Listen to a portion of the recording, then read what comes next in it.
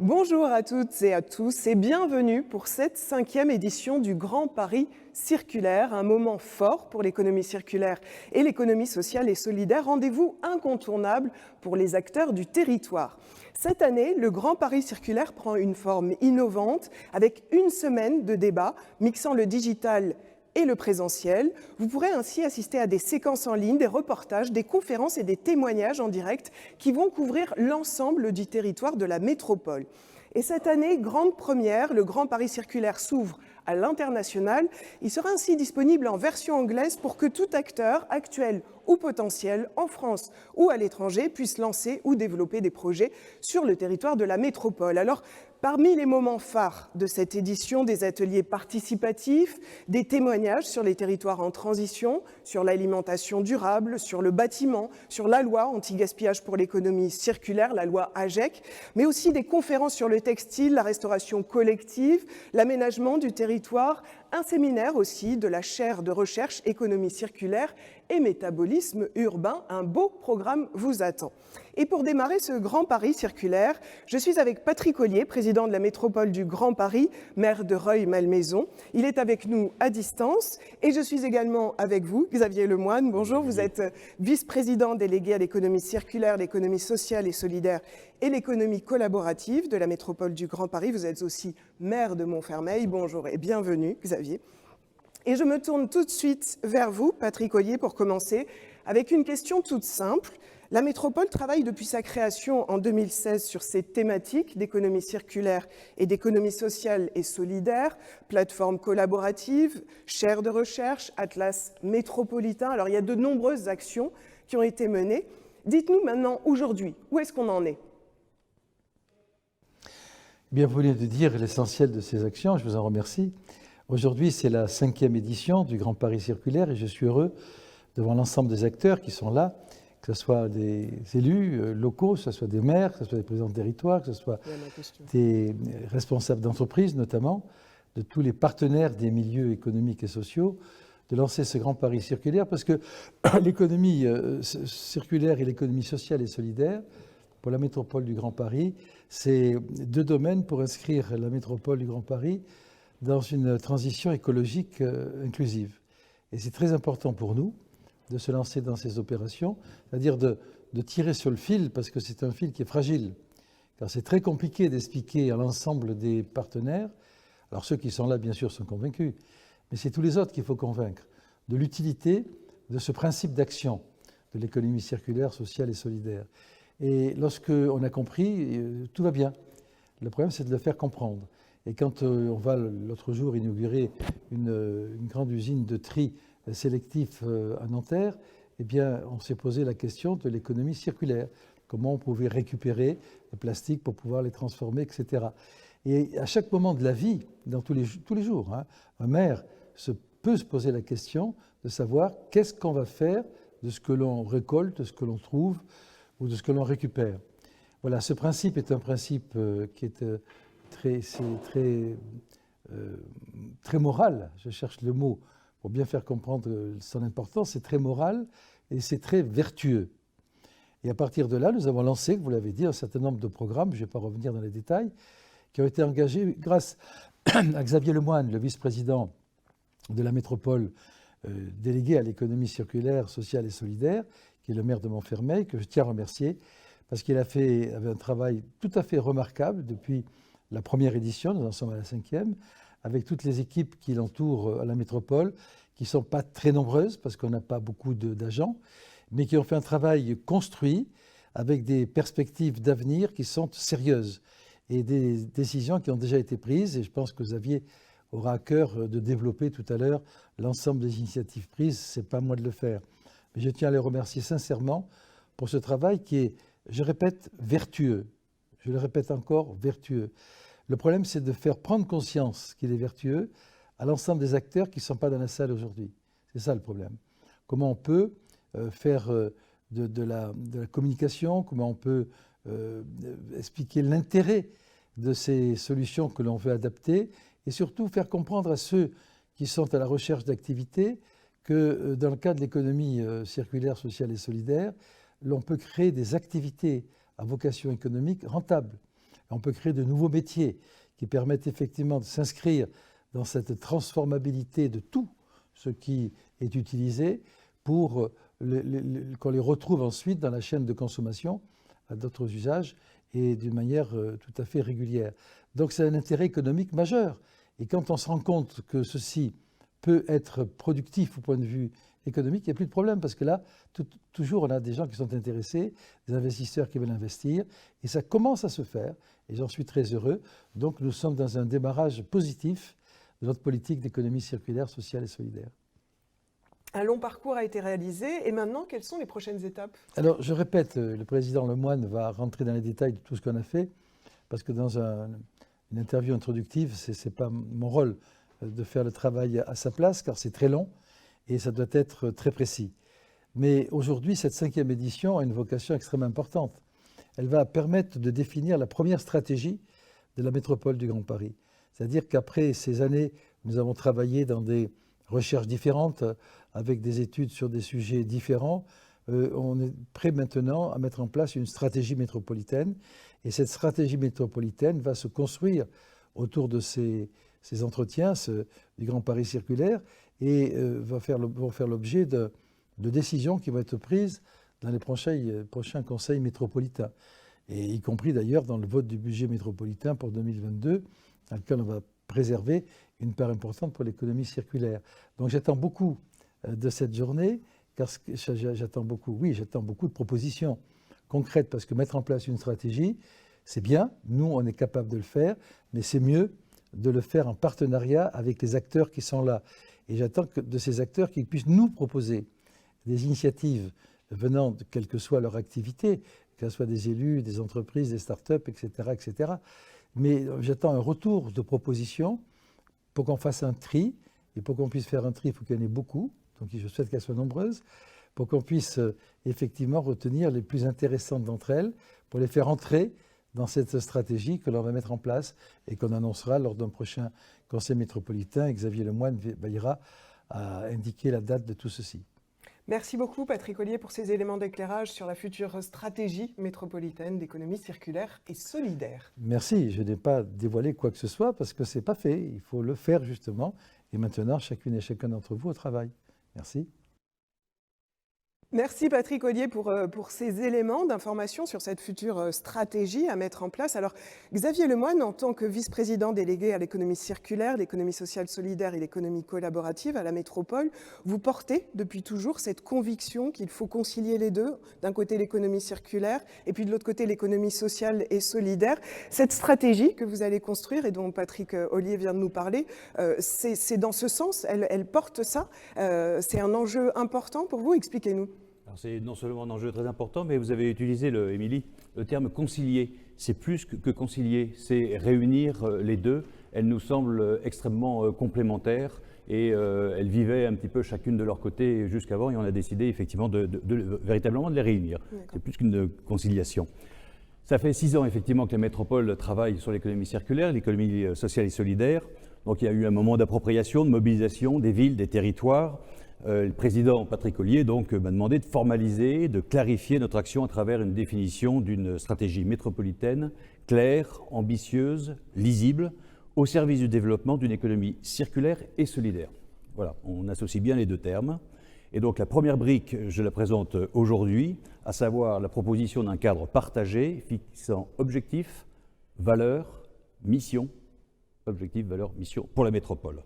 Voilà, la première stratégie métropolitaine de l'économie circulaire et solidaire portera sur le développement de nouveaux modèles économiques pour mettre en place les conditions de relocalisation d'activités, c'est hélas à la mode, de saisir les opportunités de nouvelles activités à haut potentiel d'emploi. Je pense que là, il n'y a pas besoin d'en dire davantage. Elle aura vocation à promouvoir des activités porteuses de sens important.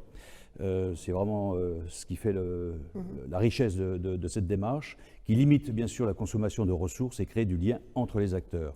Elle visera à promouvoir donc les différents aspects de l'économie circulaire tout en favorisant de nouveaux modèles de gouvernance. Notre ambition est donc de continuer à ancrer l'évolution de la métropole dans une consommation de ressources sobre, tout en étant inclusive et au service de tous les acteurs du territoire que nous rassemblons pendant ces 4 jours pour justement construire ensemble cette stratégie. Donc là, c'est le cadre, vraiment les grands enjeux. Si on en vient un petit peu plus dans le détail, quels sont pour la métropole les objectifs auxquels devra répondre cette future stratégie? Alors, ils sont de 4 ordres. Créer de la valeur économique et sociale sur les territoires, réduire la consommation de ressources, favoriser la coopération entre les acteurs et conduire à des innovations responsables et partagées.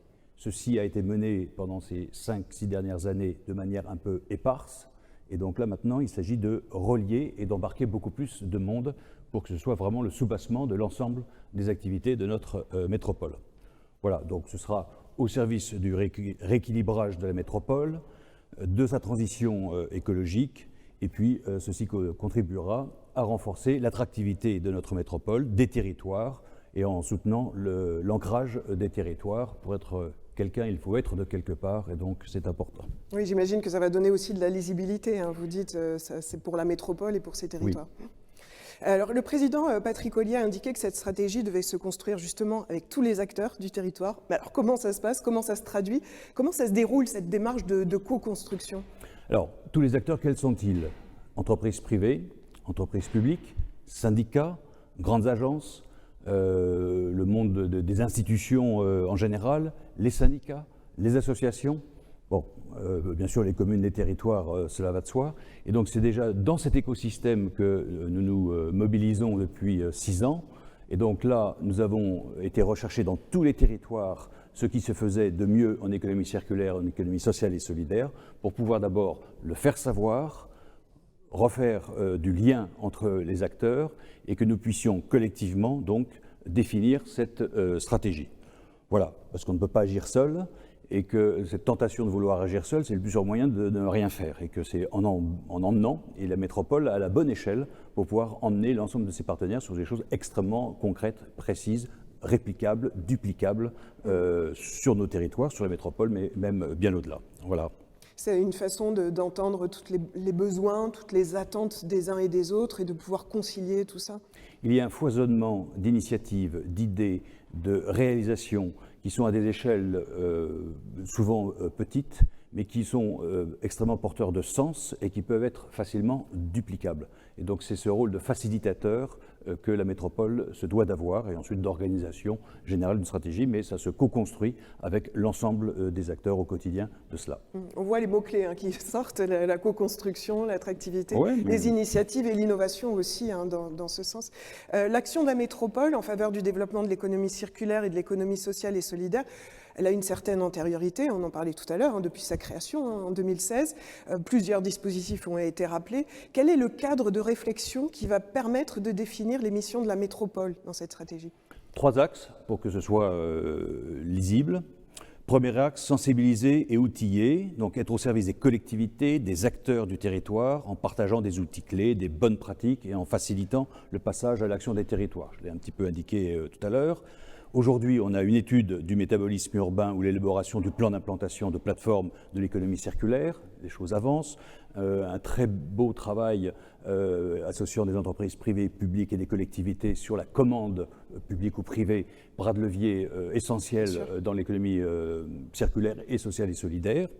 Demain, d'autres outils seront conçus pour orienter et accompagner les acteurs du territoire, que ce soit des AAP, des AMI, des outils numériques, des mises en relation, centrales d'achat, etc. Donc je dirais il y a un foisonnement d'outils, encore faut-il qu'ils soient ordonnés à une vision commune, partagée, co-construite, je le redis, mais c'est quand même ça la réalité, autrement ça n'a pas de sens. Voilà, ça c'est le premier axe. Deuxième axe, c'est prescrire et accompagner et financer.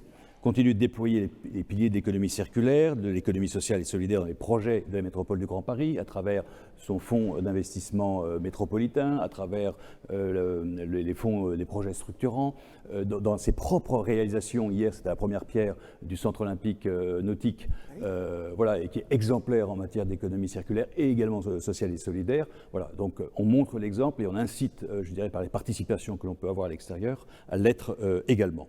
Voilà, donc j'ai parlé de mon centre nautique olympique. Donc c'est appliqué sur des choses concrètes, hein, là vous avez parlé sur ce que fait la métropole, olympique. Et à chaque fois qu'une ville ou un territoire vient chercher la métropole pour être aidé financièrement, eh bien c'est de pouvoir leur dire, ok, mais comment votre projet s'inscrit-il dans la promotion de l'économie circulaire ou sociale et solidaire. Et donc, pareil, effet levier, effet d'entraînement.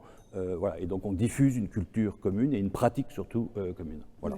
Et puis, le troisième axe, donc, c'est opérationnaliser, coordonner et s'aimer, faciliter la construction de filières métropolitaines. Donc, là aussi, la mise en réseau et la question de l'échelle de nos actions est très important, à travers d'expérimentations, création de plateformes de ressources, et puis le déploiement vraiment sur nos territoires.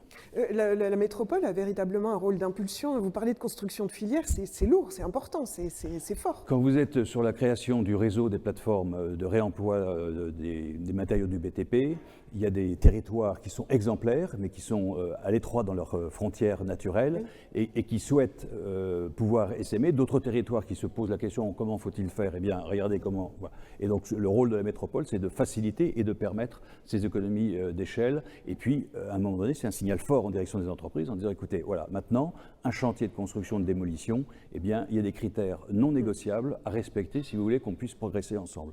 Et donc, valeur de l'exemplarité et de la réplication à une échelle métropolitaine. Et puis, si d'autres veulent nous imiter, bienvenue. Okay. Alors, on voit tout ça. Hein. C'est un beau programme, c'est un beau futur. Comment on fait? Comment on rentre dans... Enfin, quelles vont être les étapes principales pour cette concertation, justement, pour faire de la co-construction? Qu'est-ce que vous utilisez comme méthodologie pour intégrer tout le monde, pour faire participer tout le monde? Alors, il y aura 7 ateliers qui vont se tenir entre janvier et février. Donc, vous voyez, les choses sont assez rapides, mais enfin, on a la maturité pour, portant sur des thématiques différentes. Je vais vous les donner. La gouvernance, l'aménagement, l'alimentation et les circuits courts, dynamique et attractivité des centres-villes, achat responsable, grands projets, et puis coopération et réseaux locaux. Voilà, donc ça, ce sont les 7 ateliers. Réseaux locaux, c'est de l'énergie, c'est tous les réseaux ou c'est oui, non, réseau je dirais d'entraide. D'accord, plutôt d'acteurs. Tout ce qui permet de mailler et de partager les expériences et les réflexions. Ces ateliers rassembleront donc agents, élus métropolitains, entreprises, grands groupes, fédérations, chambres consulaires, associations. Je l'ai indiqué ça tout à l'heure, institutions publiques, tous les acteurs de référence, il y en a sur ces différentes thématiques. Ensuite, il s'agira d'identifier des pistes d'action concrètes, tout en poursuivant la construction d'un écosystème métropolitain d'acteurs engagés pour de nouveaux modèles économiques durables et inclusifs. Voilà, donc nous travaillons sur la priorisation des actions et la contribution des partenaires, des territoires, des communes à la stratégie métropolitaine. Et puis, pour être encore plus concret, donc nous réunirons les maires, les présidents des territoires et tous les élus métropolitains pour partager les enseignements de ces 4 jours du Grand Paris circulaire, concrétiser cet élan politique. Et puis, une fois qu'on aura, j'espère, pendant ces 4 jours, suscité l'enthousiasme et l'émulation pour traduire toutes nos idées, eh bien, on identifiera quelles sont les pistes d'action. Et le discriminant, c'est à peu près les compétences que nous portons entre la métropole, les territoires et les villes. Elles sont fort nombreuses. Et puis, on est dans un travail très, très partenarial. Et à travers toutes les commandes que l'on peut passer, ça fait vraiment un écosystème crédible. Voilà. Vous avez parlé de priorisation, hein, de priorité d'action. Quand on fait une concertation comme ça, comment on arrive à choisir, à déterminer justement ça, les orientations premières de la stratégie? Dans la mesure où la métropole est une collectivité territoriale, en étroite association avec les territoires et les villes. Nous devons rester dans les compétences de ces différentes collectivités. Mais quand on sait que dans une mairie, on fait 40 ou 50 métiers différents, je pense que tout le monde sera servi et qu'il n'y a pas à s'inquiéter, je dirais, d'une forme de censure ou d'appauvrissement ou d'atrophie, je dirais, de cette dynamique. Mais bien sûr, il faut quand même rester dans ce pourquoi nous sommes faits, mais c'est assez large, donc je ne suis pas inquiet. Il y aura ce discriminant-là, entre guillemets, mais très honnêtement, je pense que ça ne nuira pas au foisonnement des idées. Et puis de toute manière, une idée en entraîne une autre, et même si des choses nous paraissent étrangères à nos missions, elles ont peut-être aussi des choses à nous dire et à nous inspirer. Donc c'est comme ça aussi que la fécondité des choses se produit. Tout à l'heure, Patrick Ollier parlait de communication. Vous allez un petit peu communiquer justement sur ces différentes étapes, sur justement cette fabrication de la stratégie. Oui, alors d'abord, tout ce qui va se passer pendant ces 4 jours va être présent sur le site pendant un mois, donc on pourra reprendre toutes les interventions de ces 4 jours. Et puis il y aura aussi sur la métropole un séminaire pour concaténer tout cela, et puis au printemps une délibération solennelle sur cette stratégie de la métropole. Et à chaque fois, c'est accompagné des actions de communication qui valent. D'accord, c'est très, très clair. Merci beaucoup Xavier Lemoine, parce que là on rentre dans le dur, vraiment dans le concret de comment ça va se passer, comment vous allez construire cette stratégie. C'est important, c'est un beau projet à l'avenir, donc on souhaite le meilleur. Alors je vous propose de poursuivre nos échanges, et pour cela on va accueillir Maude Sarda, qui est cofondatrice et directrice du label Emmaüs. Maude va arriver et on va s'installer par ici. Je vous propose de rejoindre le plateau de ce côté-là. Bonjour Maude. Bonjour. Installez-vous. Merci. Alors, Maude, vous travaillez depuis longtemps dans ces domaines de l'économie circulaire et de l'économie sociale et solidaire au sein d'Emmaüs, notamment, que vous avez rejoint il y a quelques années. Vous avez créé le label Emmaüs. On va y venir, vous allez nous dire de quoi il s'agit exactement. Mais alors, pour commencer, une réaction par rapport à ce qui s'est dit. Patrick Ollier et Xavier Lemoine nous ont présenté cette future stratégie de la métropole, ou en tout cas la méthodologie qui est envisagée, et puis les grands enjeux et les objectifs de cette stratégie. L'idée, c'est d'articuler, donc plus que concilier. Vous avez dit tout à l'heure, c'était réunir l'économie circulaire et l'économie sociale et solidaire, que ça fasse véritablement un. Qu'en pensez-vous, cette articulation des deux, cette réunion? On voit bien qu'Emmaüs, finalement, depuis 70 ans, c'est ce qui est fait. Mais alors expliquez-nous la force que ça a de réunir les deux. Oui, il y a beaucoup de mots qui m'ont rassurée dans tout ce que vous avez pu dire. On est un petit peu inquiet, c'est vrai quand même, l'économie sociale et solidaire, je pense en ce moment, surtout ceux qui sont sur le pan de l'économie circulaire, parce qu'on est quand même un peu attaqué de toutes parts sur un modèle traditionnel par des marques, des distributeurs, des grandes entreprises. Alors c'est une bonne nouvelle quelque part qu'elles s'intéressent enfin à la seconde main. Malheureusement, c'est souvent pour de mauvaises raisons. Souvent, on propose aux consommateurs de ramener des produits d'occasion en échange de bons pour acheter du neuf. Est-ce que vraiment on est dans une transition écologique dans ce cas-là? J'en suis pas sûre. Et surtout, ces produits d'occasion qu'avant les gens donnaient à Emmaüs, à la Croix-Rouge, au Secours populaire, au Secours catholique. Désormais, qu'est-ce qu'ils vont faire? Ils vont le ramener aux marques. Ça fait déjà des années qu'ils le vendent sur des plateformes de vente entre particuliers, par exemple, que je ne nommerai pas ici. Et la qualité des dons, elle a baissé quand même drastiquement. Et ça, c'est dangereux pour notre société aussi, parce que Emmaüs fait un travail d'insertion professionnelle, d'accueil, d'accompagnement de personnes en situation d'extrême exclusion et de précarité. Et je ne pense pas que ces marques, en prenant les produits d'occasion, prendront également les personnes qu'on aide au quotidien. Donc oui, ça me rassure, parce que c'est vrai que depuis 5 ans, j'ai créé le label Emmaüs, et depuis plus de 10 ans, je suis dans le mouvement Emmaüs, je constate que les collectivités, elles sont au rendez-vous en fait. Elles sont au rendez-vous de soutenir l'ESS, historiquement, l'économie circulaire de plus en plus, et ça me rassure qu'on mêle ces deux termes, parce que pour moi, économie circulaire sans ESS, c'est pas vraiment de l'économie circulaire. En fait, la vraie économie circulaire, elle est vertueuse environnementalement parlant, socialement parlant, et elle repose aussi sur des modèles de partage de pouvoir et de partage de richesse. Et nous, on est une coopérative, et ça, on le garantit.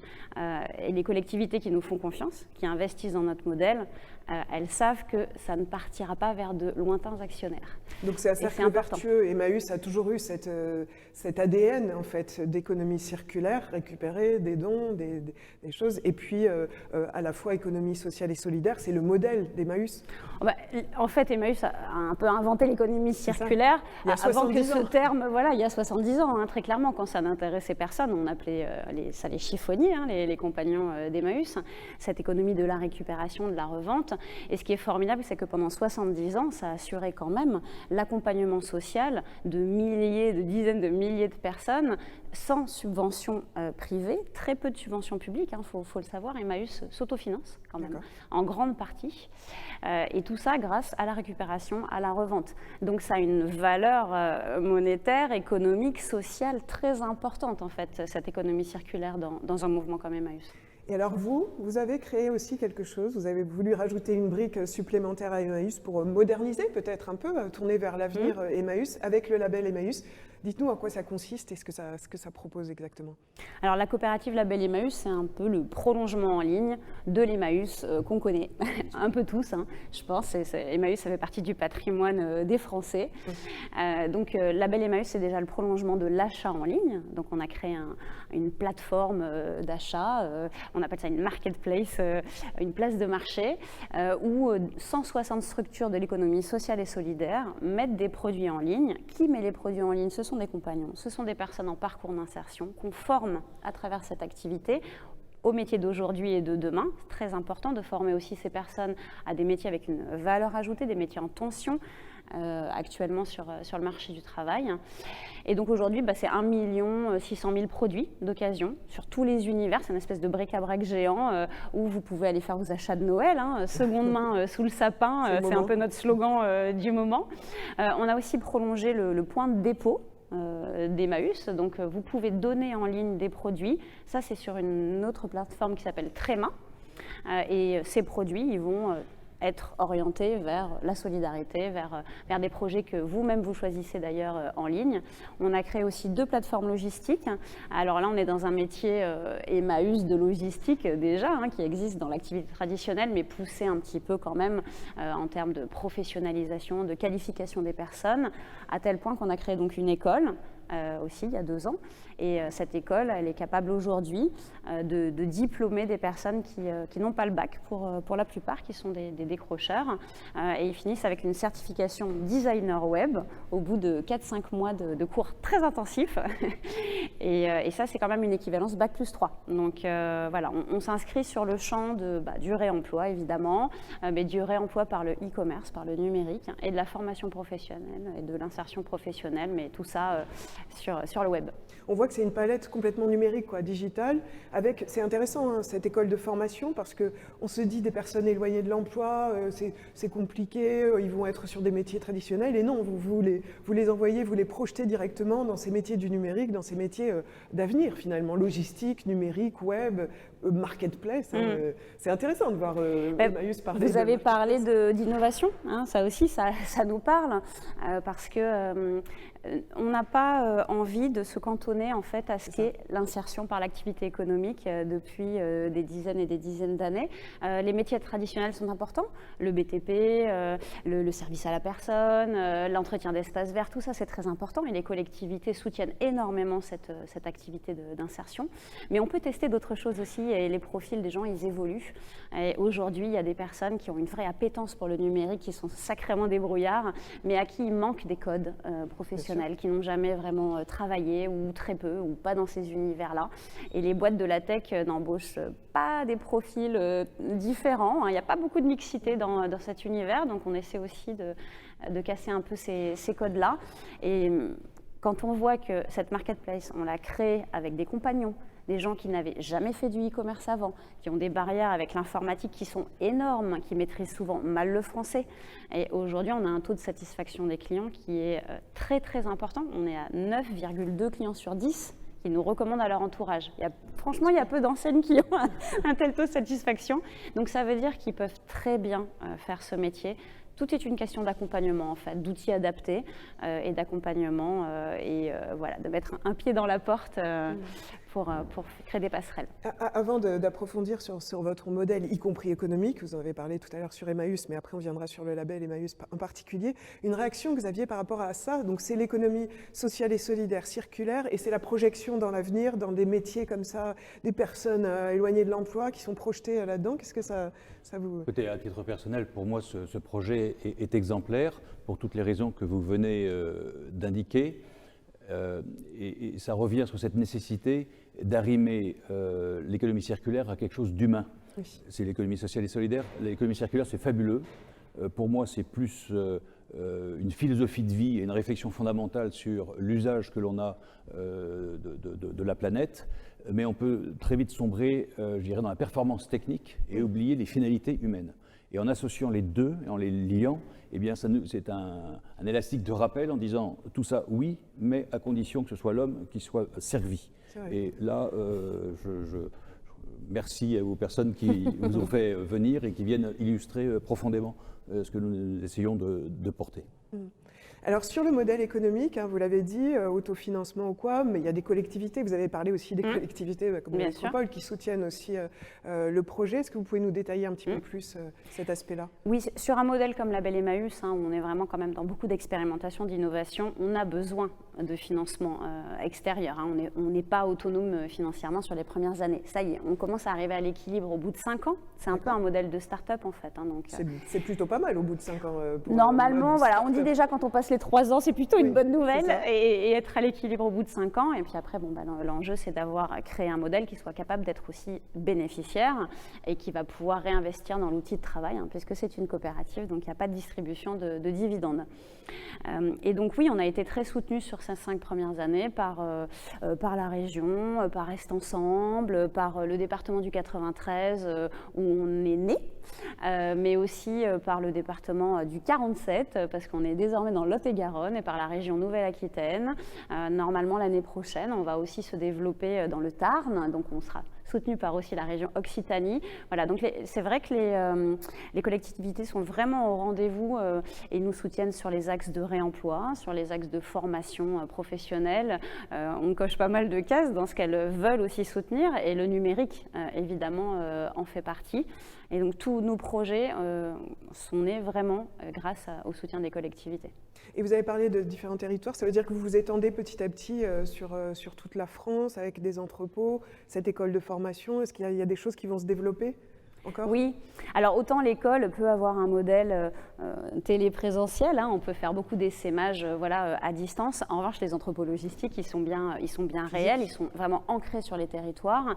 Et on propose un modèle d'entrepôt très vertueux par rapport à ce qui peut se pratiquer dans le e-commerce en général.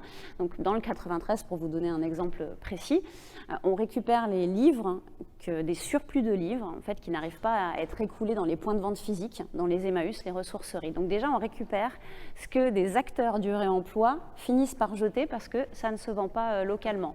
Et dans ces livres, on arrive quand même à sauver 1 livre sur 2 du recyclage grâce à la vente en ligne. Évidemment, la zone de chalandise est bien plus importante avec la vente en ligne. Ensuite, on fait du transport très vertueux puisqu'on est 7 fois moins impactant en carbone qu'un magasin physique qui vendrait les mêmes produits.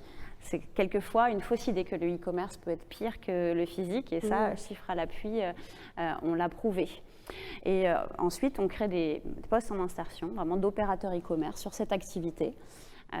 Donc sur des métiers en tension. Voilà. Donc sur un territoire, on est vraiment en circuit court, on va récupérer des produits qui finissent à la benne sinon, on le vend en ligne et on forme des personnes à des métiers de demain. Donc ça, c'est sûr que les collectivités, ce sont des projets qui leur plaisent évidemment, puisqu'elles vont dans le sens de ce qu'elles essaient de défendre pour les populations locales. J'ai une petite question de curiosité. Comment s'est pris justement toute cette modernisation, ce passage au e-commerce quelque part, ou en ligne, au niveau de la culture d'Emmaüs et des gens, des uns et des autres, des compagnons? Comment ils prennent ces évolutions?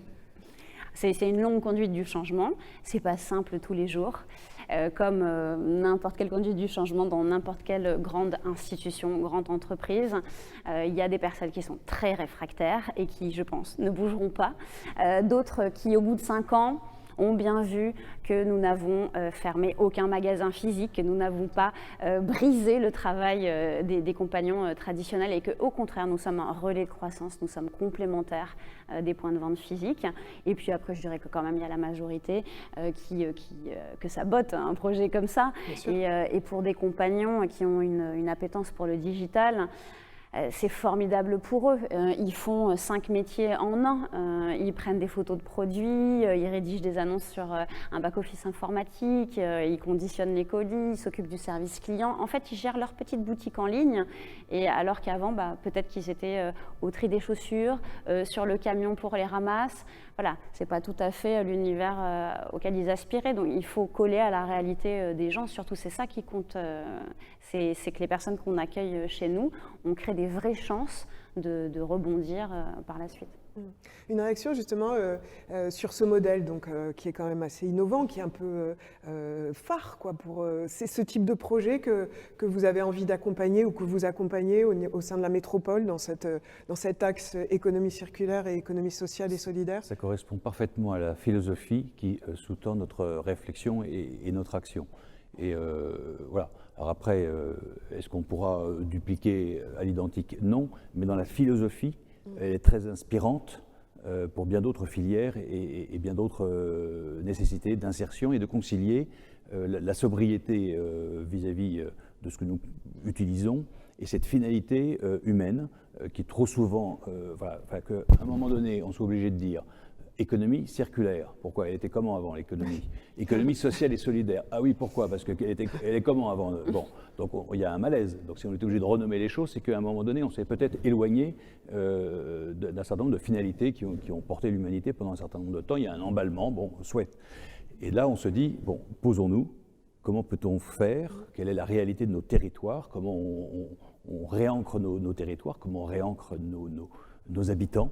Et comment on redonne du sens. Et, voilà. Et tout ça, me semble-t-il, est vraiment... il y a un monde en émergence, il y a des ponts avancés, tels que celui qui nous a été détaillé ce matin et qui pour moi est exemplaire.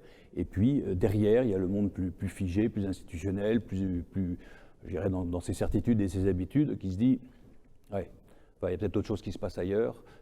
Et ça, je pense que c'est...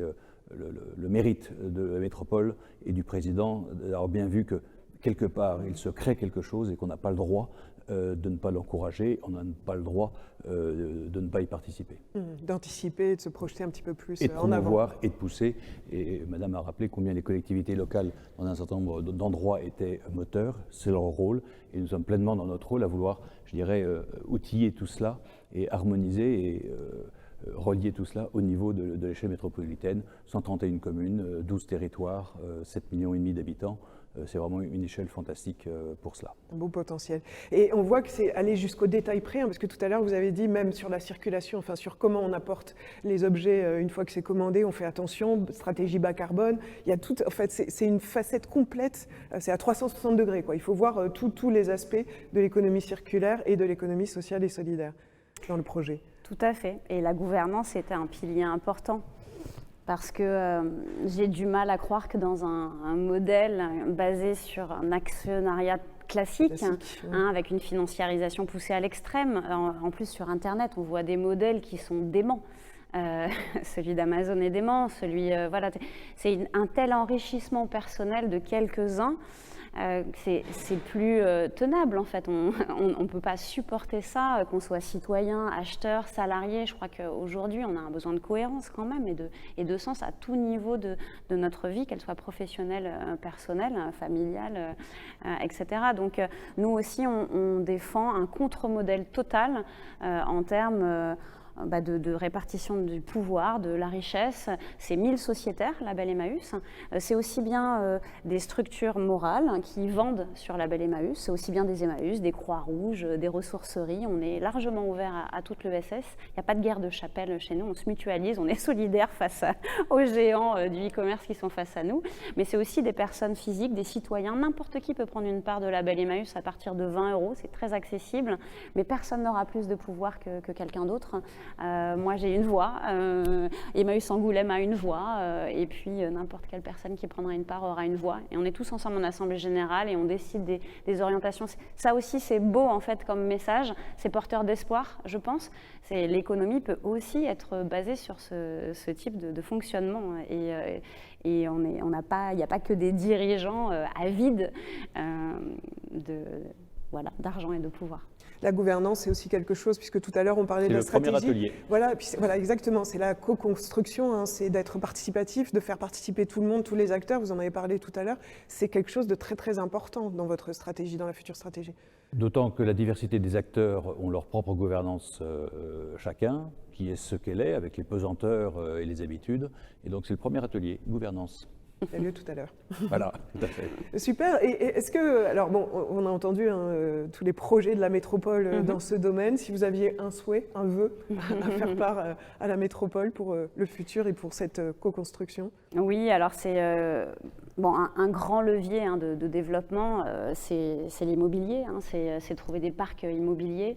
Alors peut-être d'essayer de fédérer des acteurs sur cette thématique pour faire sortir de terre des projets. Il manque vraiment des pôles économie sociale et solidaire, des pôles économie circulaire, mais avec une dimension ESS très forte, et pas que des bureaux, mais aussi vraiment des entrepôts logistiques, des lieux où, parce que tout de suite, c'est très très coûteux ce type de surface. Il faut de la hauteur sous plafond, il faut beaucoup de mètres carrés, il faut aussi des équipements très poussés. Donc voilà, ça c'est un levier très très important sur lequel les collectivités nous aident, mais je pense qu'il manque vraiment des pôles logistiques pour l'ESS sur l'économie circulaire pour se développer dans les années qui viennent. Le levier du foncier, les pôles. On se mobilise déjà sur les plateformes de réemploi des matériaux de construction, et je vois qu'il y a aussi une autre nécessité sur des entrepôts logistiques au regard de ce que vous venez de développer. Voilà, première suggestion de cette stratégie métropolitaine. Voilà, ça va être la première suggestion pour démarrer pour cette grande phase. Merci beaucoup Maud Sarda pour toutes ces explications sur votre modèle et les projets au sein du label Emmaüs. Merci Xavier Lemoine pour cette présentation de ce que sera, ou en tout cas des premières lignes de cette stratégie d'économie circulaire et d'économie sociale et solidaire de la métropole qui va se co-construire dès cet après-midi avec les ateliers participatifs. Merci beaucoup. Nous arrivons à la fin de notre séquence d'ouverture. Alors on vous souhaite une bonne semaine avec tout ce qui est prévu. Donc le programme est chargé, je vous l'ai dit, des conférences, des débats, des témoignages. Et ça commence donc dès cet après-midi avec les ateliers participatifs. On vous souhaite une bonne semaine avec tous ces échanges, ces conférences et ces témoignages qu'on vous souhaite très riches et stimulants et inspirants.